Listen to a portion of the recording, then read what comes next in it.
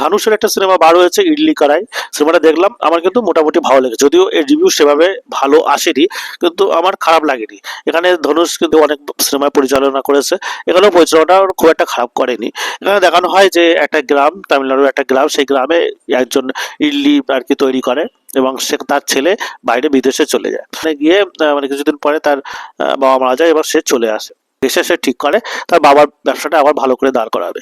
তো এখানে কিছু কিছু জায়গা আপনার মোরালিটি বা ওরকম জায়গাগুলো, যেগুলো আপনার মানে টিপিক্যাল কিছু কিছু মোরালিটি দেখানো হয়েছে, যেমন বাবার স্বপ্নটাই সত্যি, এবং নিজের যে স্বপ্ন সেটা মিথ্যা, এই ধরনের কিছু ভুয়ো মোরালিটি এই সিনেমাটা দেখানো হয়েছে, যেটা আমার ঠিক পছন্দ হয়নি। কিন্তু আপনি একটা সিম্পল সিনেমা হিসেবে সিনেমাটা দেখতে পারেন, আপনার খারাপ লাগবে না।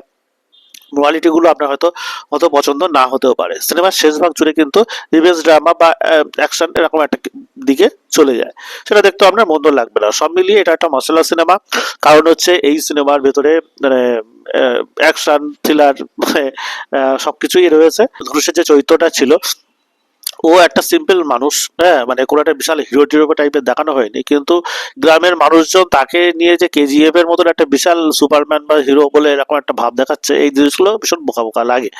তো এমনি টাইম পাস হিসেবে সিনেমাটা খারাপ না, ইডলি কড়াই দেখতে পারেন, সিনেমাটা আপনার খারাপ লাগবে না। সিনেমা নিয়ে এরকম আরো অনেক ধরনের আলোচনা করার জন্য অবশ্যই লাইক সাবস্ক্রাইব ফলো করতে ভুলবেন না। ধন্যবাদ।